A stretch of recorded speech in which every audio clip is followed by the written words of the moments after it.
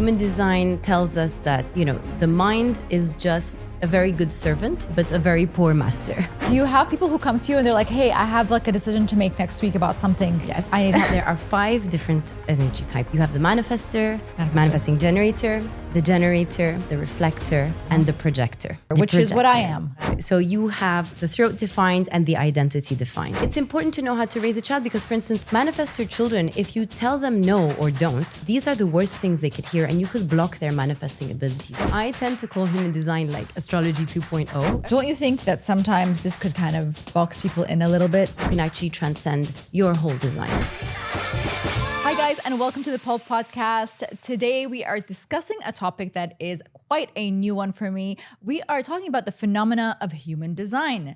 And today I have with me Ms. Caline Malek, who is a human design reader and coach who helps hundreds of people read their human design chart in order to see how they can optimize it and utilize it to reach their higher purpose in life, relationships, and their careers. Hi, Caline. Hi, Yasmine. How are you? I'm wonderful. How are you? I'm great, thank you. Caline, I've never really delved into human design before, but I've heard about it a little bit, and I think it's kind of becoming a little bit more popular. So people are quite curious about it, but I want to know, in your own words, how would you introduce human design to people who have no idea what it is? Right. So human design is essentially a bunch of esoteric systems, which are old wisdom traditions, let's say, that come together to tell you who you are consciously and unconsciously at birth, in a nutshell. Nice. Okay. And what is it based on? If, we were to look at the origins, how would you describe the origins of human design? So human design, there is a mystical aspect to it. It was actually channeled by a Canadian businessman who was, holidaying on the island of Ibiza one day in the late 80s. So it was way ahead of its time. And one day goes back to his shack and hears this voice, as he calls it, the voice. And this voice tells him, are you ready to get to work? And for 8 days and 8 nights, he starts channeling, downloading the system, which then becomes human design. What it represents essentially is it's based on astrology, human genetic coding, I Ching or I Ching, which is, ancient Chinese mathematics that were based on, human nature, let's say, to better understand human nature. There is the Hindu chakra system, the Kabbalah tree of life, and science. So there's a lot that goes into it. Interesting. But it all stems from, your birth date and your birth timing and where you're born, correct? Exactly. Your date of birth, your time of birth, and your place of birth for the time zone. And then the chart is generated based on that. Okay. How is it more than astrology? How is it different than astrology? Well, I tend to call human design like astrology 2.0. Okay. It truly is. Because, I do believe in astrology. I believe in almost everything, to be honest, that it's based on. But astrology is more, I would say, general, quote unquote, if you don't want to go into the specifics, which can get very intricate and complicated. But let's say the basis of it is one of the foundations of human design. But because it includes all these different systems, it really elevates, I would say, astrology, develops it, and there's just so much truth to it. So human design, tell us about the kind of different energy types. So guys, what I'm going to do is that I'm also going to put up my chart so that everyone can kind of see it. I'm also going to show it to you so that you can have a look. But before that, I just want to know about the different energy types that are involved in human design. Of course. So there are 5 different energy types in human design.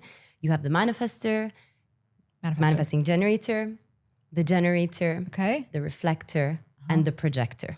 Okay, so we got 5. 5. Yes. And they all hold different percentages in the world. Some are extremely rare, like the reflector is less than 1% of the world's population. Some are extremely, I wouldn't say common, but they're a majority, let's say. So the generators and the manifesting generators together are around 70 or 80, almost 70% of the world's population. Really? Somewhat, yes. Manifesting generators, 70%? And generators.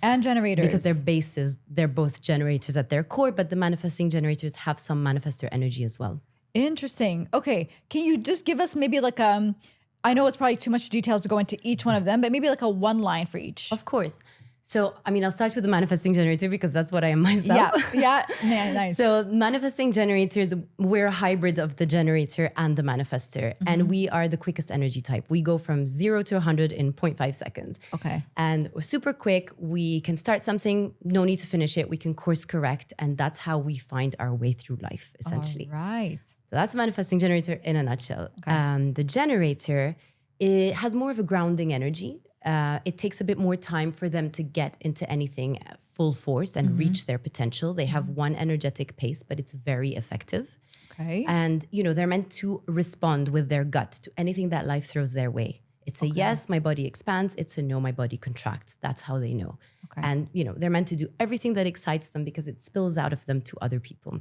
Okay. So are they like self-starters or are they more like receivers? They're more like receivers. Okay. They're not meant to launch things. And so they shouldn't be misled into thinking they should, because if they follow their design and the way that their energy functions, they will become a magnet to all these opportunities and these people who resonate with their nature.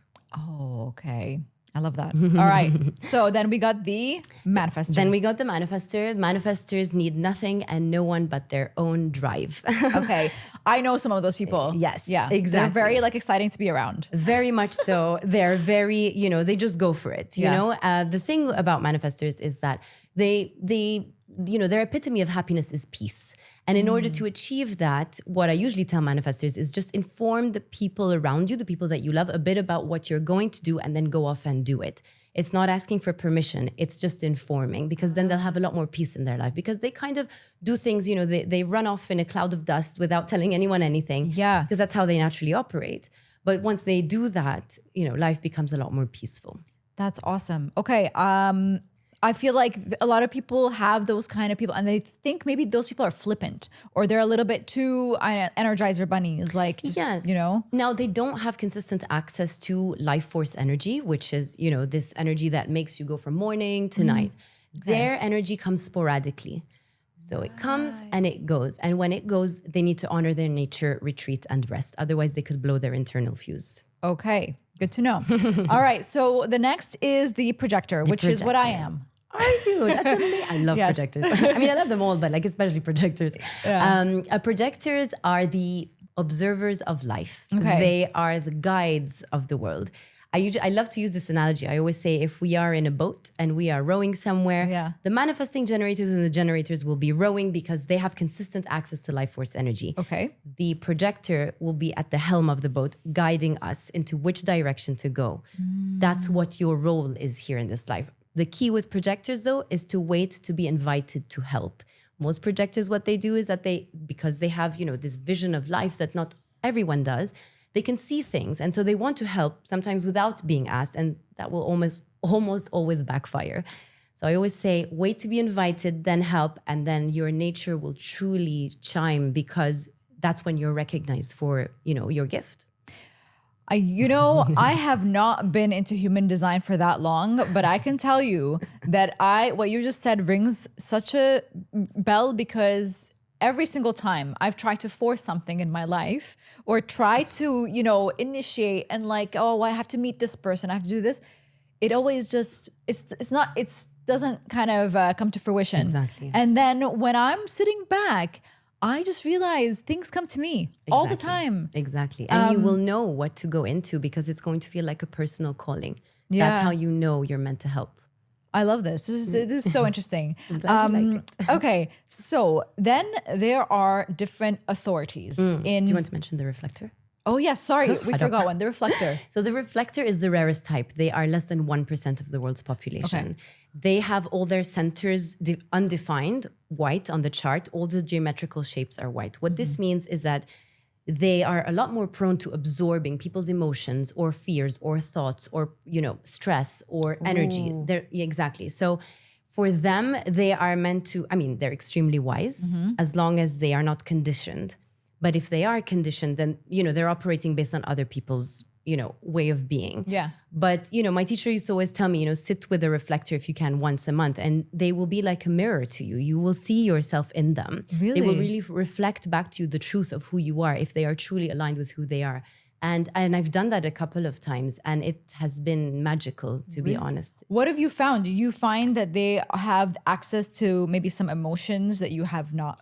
Well, they're very good at, reflecting back my emotional state to me, my current state. They will reflect back everything where my centers are colored in or defined. Okay. They're very good at reflecting back to me my identity, my purpose, where I'm at in that very moment. So it's literally like looking in a mirror where you see yourself being reflected back to you. And it's such a wonderful exchange in a way, because you start to see things that maybe you couldn't have seen because you are in your body. But then how do people access that? For example, I'm sure, is there like a community of people who are into human design where they can like seek a reflector? I mean, I'm not sure if you can seek a reflector. Let's seek for reflectors. Yeah. I mean, I'm sure on Instagram there are pages definitely specifically designated for projectors, for manifesting generators. Yes, I'm yes. sure there are some for reflectors, definitely. Yeah. Reflectors. I mean, I've done readings for some, and I can tell you they really feel seen. They feel so seen and understood, and it's just beautiful to see that. I'm so excited for people to see the actual chart and how it looks like, because I think they'll get more of an idea of what we're talking about. Okay, so then there's authorities. Let's talk about how authorities kind of guide people into their decision-making aspect of life. So authorities are essentially how to take your wisest decisions. Okay. All right. Human design tells us that, the mind is just a very good servant, but a very poor master.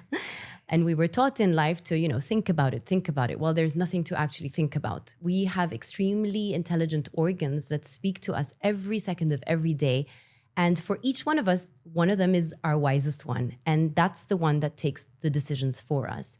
So for example, if you're an emotional authority, as I am, your solar plexus is what takes your final decision. So for instance, I may have my gut, I may have my intuition, and even if I may sit with my senses in the beginning, my emotions still rule. And usually with the emotions, you have to wait. You cycle through ups and downs vis-a-vis the decision. One day it could be yes, one day it could be no. Usually the bigger the decision, the longer you have to wait. And so you have to reach then a plateau. It happens naturally, your body gets there. It's called your emotional clarity. That's then when you feel your way into the decision rather than think it. Ooh. That's one of them, for example. Okay. Another one of them is the splenic authority. Mm-hmm. So that's your spleen. I mean, some people call it splenic. It's your spleen, your senses, your intuition, your taste, your instincts, right? So this is an instant decision-making process. It is literally a snapshot moment. And some people could think, this is completely irrational to take a decision on the spot. But that's the only way their decisions can be trusted.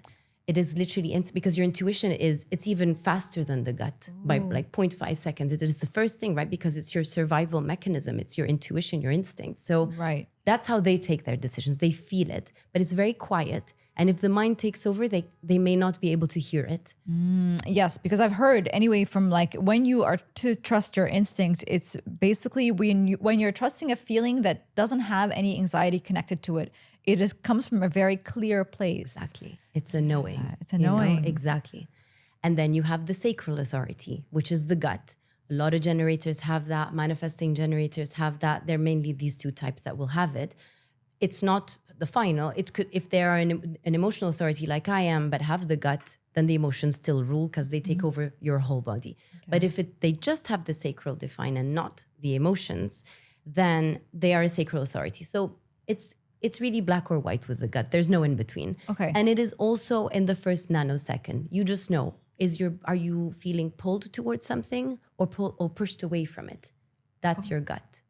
Okay. So, sorry, this last one that you just mentioned is based on the instinct. The gut. The gut. Sorry, the gut instinct. No, but a lot of people do interchange them. They I mean, at least in human design, the intuition, the gut, and the emotions are three separate things. Okay. You see what I mean? The emotions are more of a hasty reaction, let's say. Yeah. A gut decision is measured, it's relaxed, it's calm.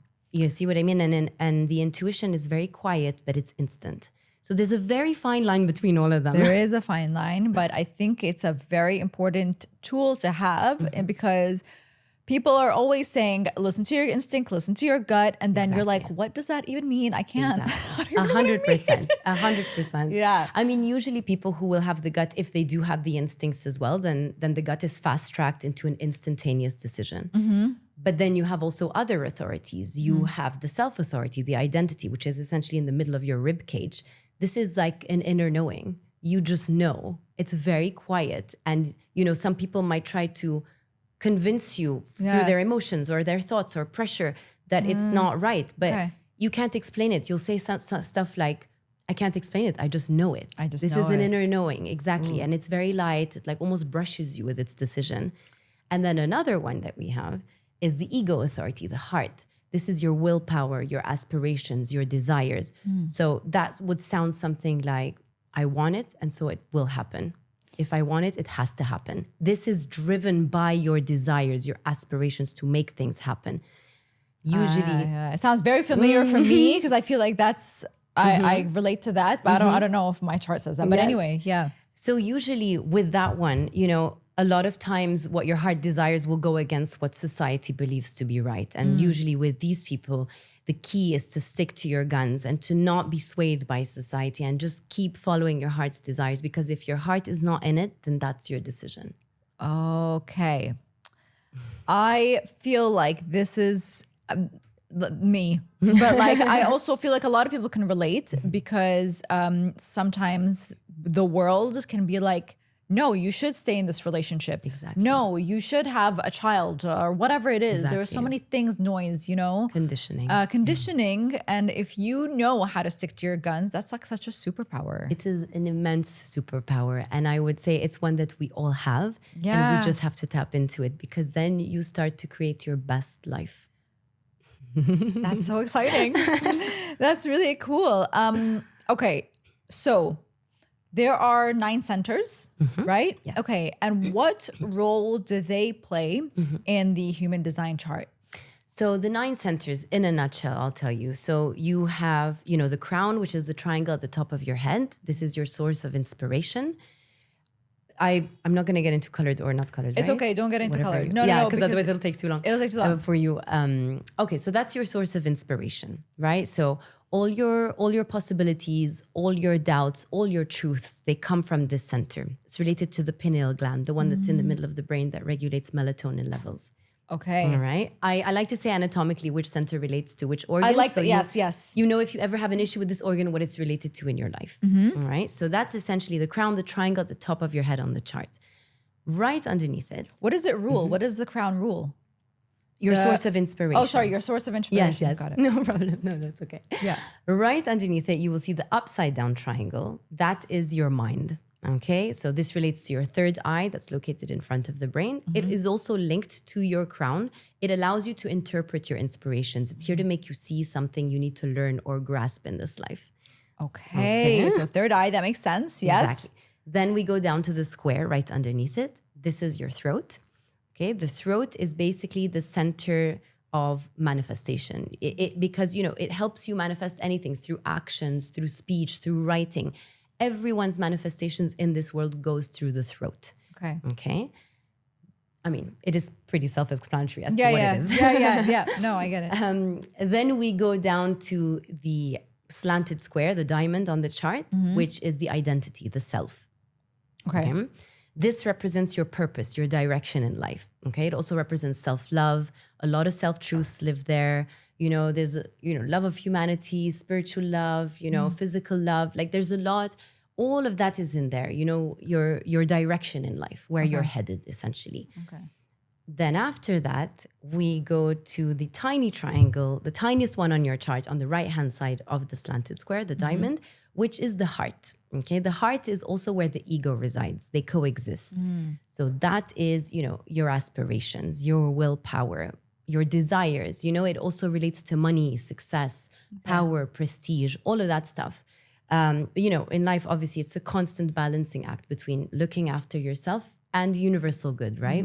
So that's where these two reside, universal good and the ego looking after myself. Okay. This relates more to your gallbladder, your stomach, things like that. So if you ever experience an issue with that, your digestive process, all of that, it's related to, it could mean that you are invested in something that is not necessarily aligned with your nature.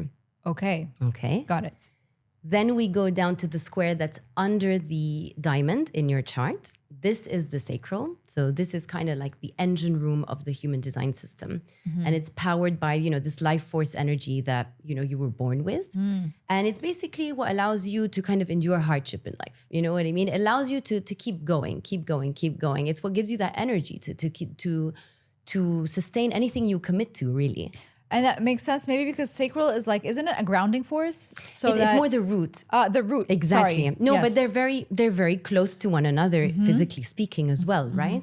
But the sacral, it's more of it's just raw energy. It actually has no awareness whatsoever. It's like a mechanical generator. You know what I mean? So that's literally what it represents. And so, yeah, it's basically what keeps you going all day long. Yeah, you know what I great. mean? That's where your gut is as well, your gut response. In the sacral. In the sacral, section. exactly.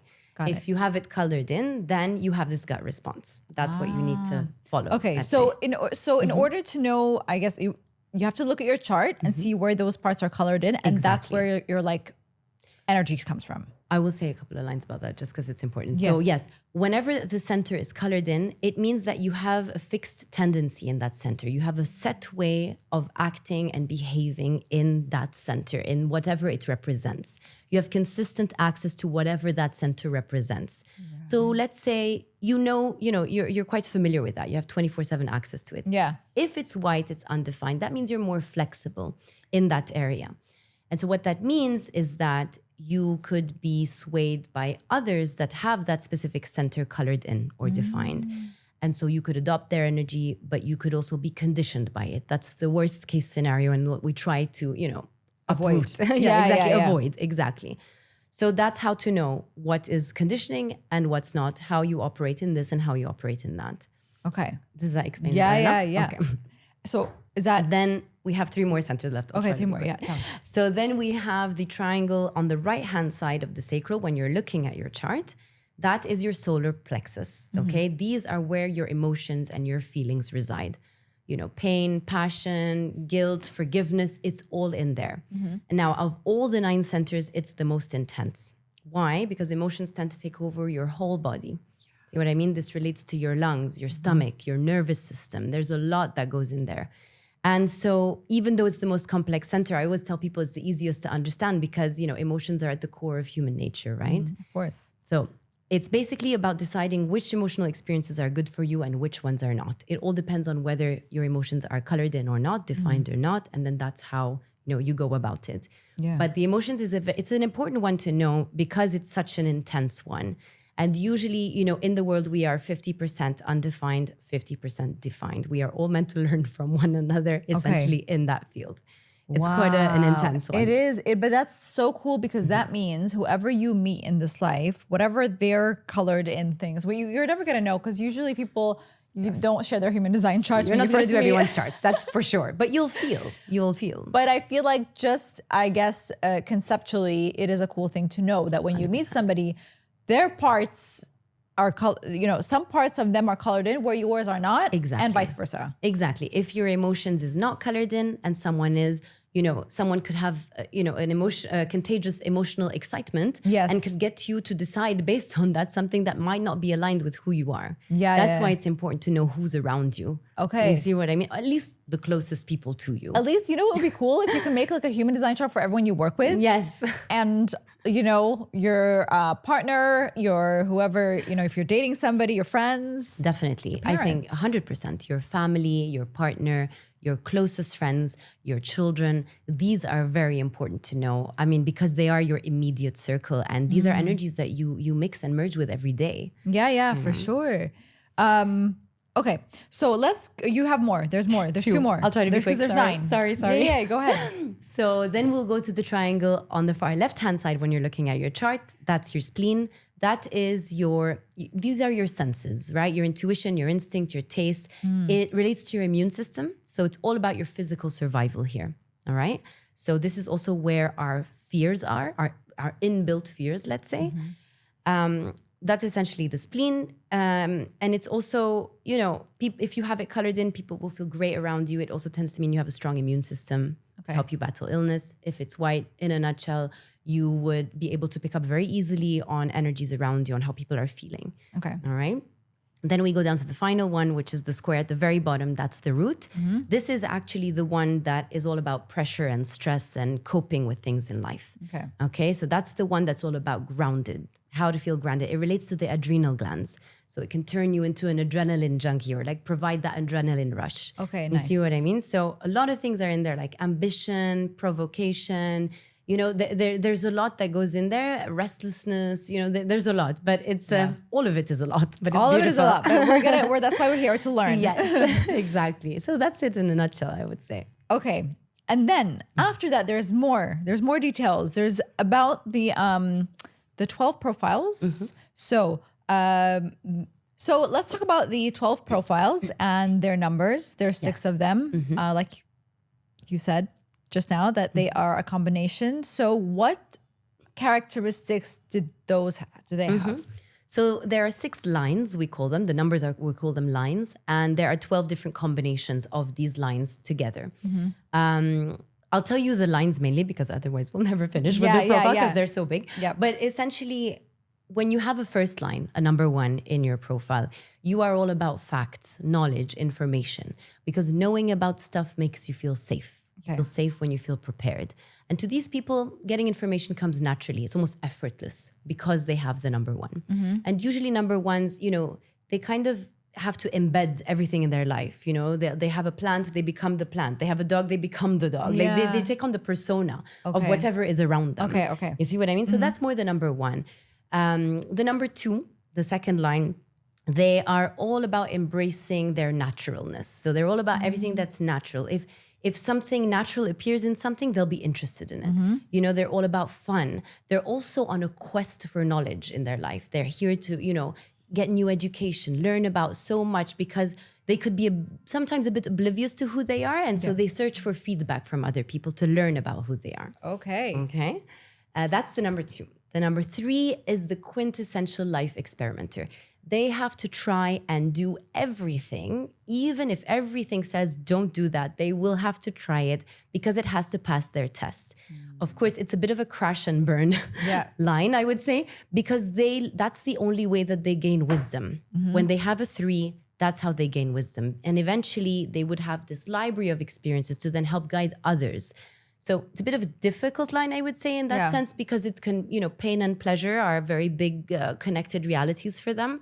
But, it's all about learning for them as well, right? Gaining wisdom in such a way. The fourth line has the biggest heart in human design. They're very big humanitarians. They're very compassionate. They have a bit of a mean streak if they get angry about something. Okay. Yes. And they basically have, they're meant to hang out with their kind of people. They're the people's people as long as it's their people. You see what I mean? Yes. Anyone else will drain them essentially.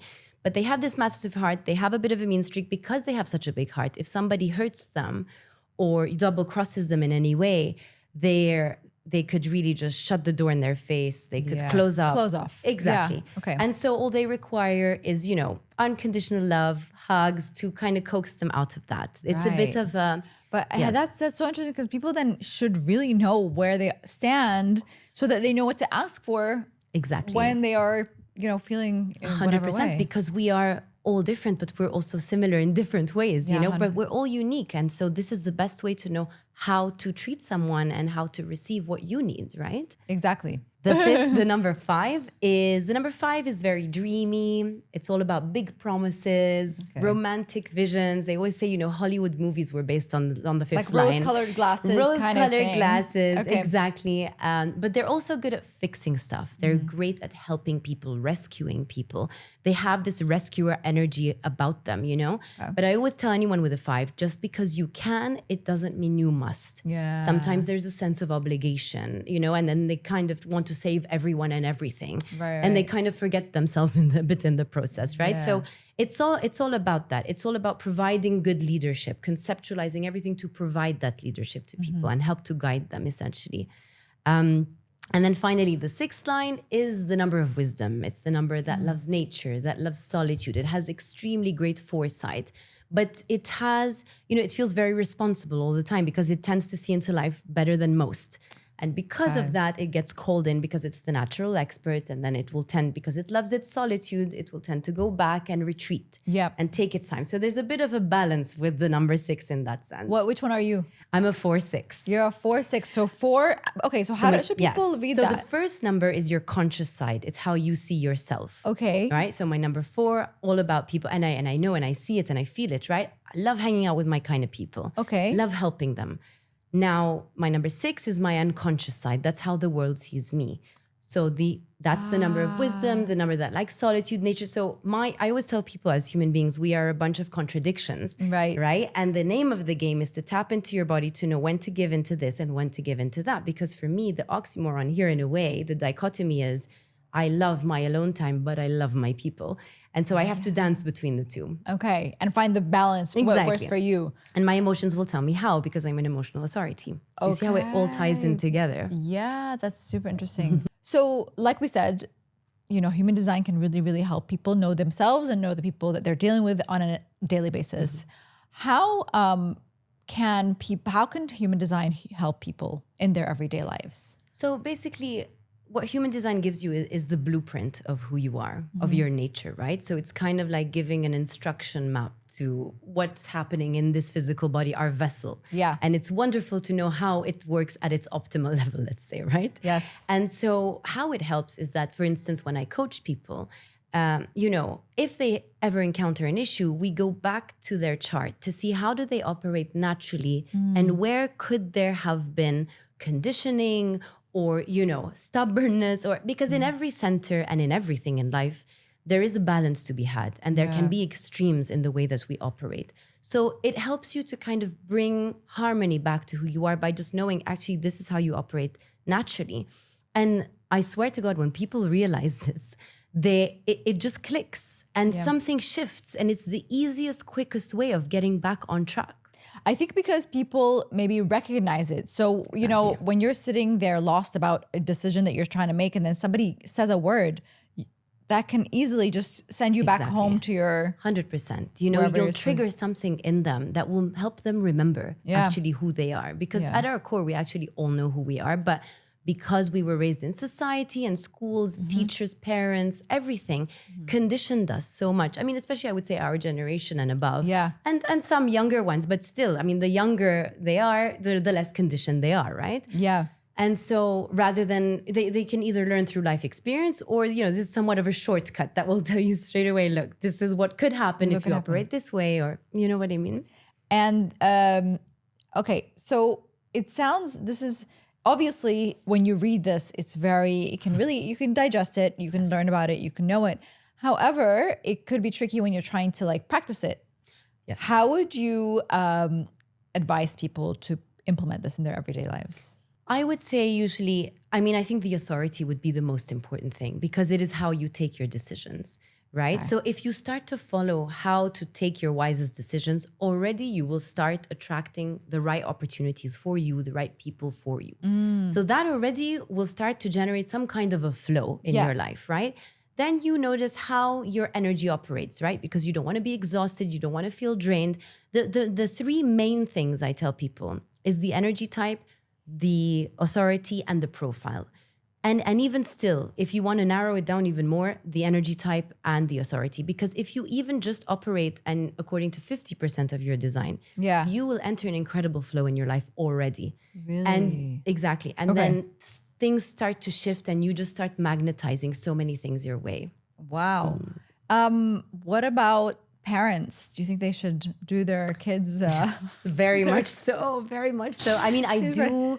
a lot of readings for children. I mean, my niece included. Yes. How old is she? She's 1.5. And I did it when I think even before she, when she was born. I was like, okay, this is it. Now we're gonna get to it. Because it's important, for parents to know how to raise their children. You know how they say sometimes, the terrible 2s. Not everyone is the same at 2.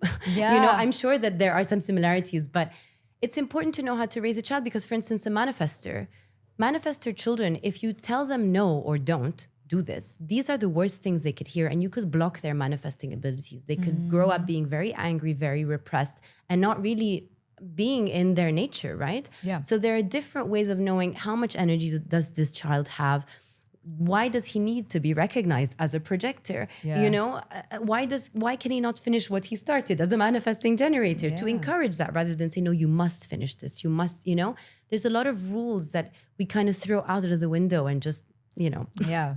Don't you think that sometimes this could kind of box people in a little bit? You know, they might feel a little bit trapped by some, you know, the blueprints that have been kind of dictated to them when they were born. Definitely. What would you tell people about that? Definitely. This is something I mention it a lot to my clients. So I always say, you know, I think that I'm a big proponent of not boxing people, even though maybe when I was younger, I used to do this even to myself. Yeah. So it does box a lot, but I always tell people, I've been doing energy healing for about 10 years as a client. And I can tell you that energy healing has taught me that you can actually transcend your whole design. Okay. You actually can. So human design might not necessarily say that at its core, right? Because it's just a system that tells you who you are. That's its task, right? This is your nature. But I can tell you from life experience that there are things in your design you can transcend. So it's all about harnessing your power and managing the areas of improvement and almost transcending them. Like you might still feel some things, but you do have that power to transcend. Right. Yes. Okay, great. So for example, if somebody has like a very strong, throat chakra section. If it's colored in. And if it's colored It's in, defined, yeah. yet they want to feel like a little bit more rooted in something. You know, for example, like they really want a strong sacral chakra. Am I saying this right? I'll give you an example to explain it better. So Yes. for instance, if you have your emotions defined, Yes. let's say you're an emotional authority by default, first of all. So defined means colored in. That means that you are constantly cycling through emotional ups and downs in your life. Yes. Naturally speaking, that is your state. Okay. If it's white, it's not colored in, your natural state is to be very cool, very calm, very collected emotionally. Okay. And so for those, let's say, who are emotional, who cycle through those emotions, part of their life lesson is to learn how to manage their emotions. Yes. To not allow them to dictate how they feel, to witness their emotions and to allow the wave to pass through them. So that's one way, let's say, of, we call it impassive wisdom in human design, but it's one way of not allowing your nature to take over, right? You nurture your nature is what I like to say. Okay. That's exactly. interesting. Every center has its own one. The root will be about pressure, not allowing that to take over your life because you're an adrenaline junkie or you're just, a major procrastinator. Yeah. Right? Does it say that in charts if you're a lazy bum? I always tell people, it doesn't mean you can't achieve things. I actually have that. I always tell people, it doesn't mean you can't achieve things. You can, but you have to do things at your own pace. Right. Okay, yes. When people start telling you need to do this by then and do this by that, because every deadline is triggered in the root, that's when, if you allow it to get to you, you lose your balance. Okay. Can we go through the chart a little bit? Of maybe course. I feel like that could give people a little bit more insight. If I look at your chart, so you have the throat defined and the identity defined. Okay. And you have a direct connection between them. Essentially what it means is that you tend to convey who you are. You know who you are in this life. You know where you're headed. Maybe getting there is the issue, but you know how they say, you throw out how and you go for it, Yeah. Forget about the how. You're an extremely creative human being. You like to help contribute to people's causes and to help, right? You could always say, how can I help? Now I'm telling you just by looking at your whole chart, right? I'm not going to go into too much detail, but you have a leadership quality to you. You have the 1-8, which is a very big leadership channel. Let's say meditation is very beneficial for you if you're into that, or any gentle pastime. Yes. Your mind is undefined, meaning white, and your root is undefined, white. So that means, same as me, meditation helps us distance ourselves from people's thoughts and their worries and their stress and their pressure. Okay, and it has helped. Meditation is my number one go-to. I'm all breath for work. that. Breath Yes, work. Yep. I'm all for that. And especially for you, it really resonates with your nature. Okay, great. All right? The one thing I would say for you is also your emotions are undefined. So don't let these emotional people, such as myself, lead to the condition. Exactly. It's wonderful when it's happiness, right? Of course. But if it's sadness, depression, or anger, your body is prone to taking on those emotions, making you feel like they're your own and exacerbating them. Okay. And then you're bounced around in people's emotional waves. And you know what? I can really attest to that because I realize when a lot of emotion is thrown at me, I tend to like recluse. Like I have to go away. This is usually For a an long advice time. I tell some people. If you can't stay in an uncomfortable situation with grace, or if you feel like these emotions are really almost attacking you in a way, Yeah. then leave Okay. and take this time alone to discharge this emotional energy. Right. Okay. Right. So your throat is defined, which means you know what you want to say and you know how you want to say it. Your voice carries a certain cadence, a certain confidence. And so it can lead to a lot of things happening in your life. You can really catalyze your goals. You see what I mean?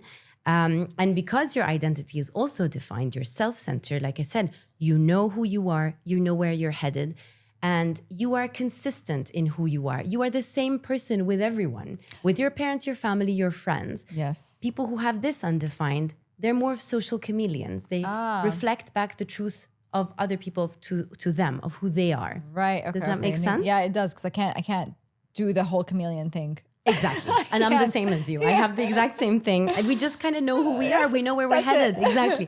But what helps is that people who have this center colored in, when they're with us, they might feel very empowered because we know our purpose. We kind of know where, even if we might feel lost sometimes, that's usually we know where we're headed. And Right. it's even like a GPS. Like even if we are physically lost, we know how to find our way. know how to That's how find far it goes. Oh, you yes. see what I mean? Yeah. Yep. And so we can help these other people find their way. We can just point the direction towards them. For them. The key with this is to not go on that path with them. That's so true. But you Right. know what's so funny is that even ever since I was a kid, I always knew that I wanted to be in some creative space, but I didn't know how I was going to get there. I just knew whenever it was the wrong direction, I knew it was not, this is not the way to You go. feel it. Oh, It's like 100%. swimming against the current. Yes, You just know, right? Yeah. Especially for you, this is your wisest center. So Yeah. you must truly know when you're Yeah. swimming against the current, you know? Yes, I do. Exactly. What about the ones, no, we already talked about the 1-4. The 1-4, yes. Yeah. Yes, when I was saying that it's the knowledge and the biggest heart. Yes. Right? Together. But it is quite a rare type. I mean, I haven't met a lot of 1-4s, but I have met some, definitely. But unique. We're all Yeah. unique in that So sense, unique. right? Exactly. That's awesome. That's so good. Exactly. But your energy, very important. You can ride other people's energies. You can go and go and go. But like I said in the beginning, make sure to not blow your internal fuse because you need time to rest. You don't have consistent access to life force energy. It comes and it goes. You choose when you want to interact with people and you choose when you don't, right? Especially as a projector. So that comes from the projector energy. Definitely. Having All to- projectors don't have the sacral defined as well as Okay. manifestors. But that actually explains it because I'm reflectors. quite moody. It's like I'm quite like today I just can't do anything, and the next day I'm like all over the place. You Yeah. have to honor your energy because, so usually projectors, I tell them your ideal workday is 3 hours a day. You have a smaller energetic battery, but it is extremely effective. So Yeah. in 3 hours, you could do what I would do in 12. You see what I mean? You know why that's so true? Because at work they're always like, "Wow, you finish like." Yes. I finish work so fast, Exactly. and then I have to sit and like just pretend Exactly. I'm still doing work. 100%. So like 9 to 5, not ideal for you. Yeah. I recommend most people, if not everyone, to work for themselves, but especially projectors. Yeah. Because you are so good with your vision of things in life. You are good at directing people to do things. And while they do that, you go take your naps. Naps are very important for projectors. Oh my God, I don't take Regular naps, but I naps. should probably start. Yes, Yeah. try and you'll see. You will optimize your energy. Amazing. 100%. Caline, thank you so much. My This pleasure. has been great. I'm going to do a reading with you separately, not in front of the camera. My pleasure. Anytime. Thank you for having me. Yeah. So where can people find you and how can they book a coaching session with you? How do you do your sessions? So the sessions happen either on Zoom or in person based on, where I am, whether I'm in Dubai or whether I'm in Lisbon. Yeah. I kind of live between the two. Yep. So I have an Instagram page, Caline by Nature. And there I actually have a link that is linked to a center I work with in Lisbon. Okay. And they can easily just book a slot there. They can also reach out to me directly. We can organize it that way. I'm pretty flexible, but people can then decide, based on where I am, where they are, how to go about it. Usually I tell people the readings in full are around 2.5 to 3 hours long because Okay. they're so much information. Yes. I split them in 1 hour sessions to avoid information overload. Yeah. And I record the session. So you will always have access to that. That's awesome because I was going to say maybe people, will have a lot of Yes. just, it's like, it is overwhelming sometimes because it's all about yourself too. Exactly. So you're like, And you start to feel so many realizations coming to you. Oh my Yes. God, oh my God, oh my God.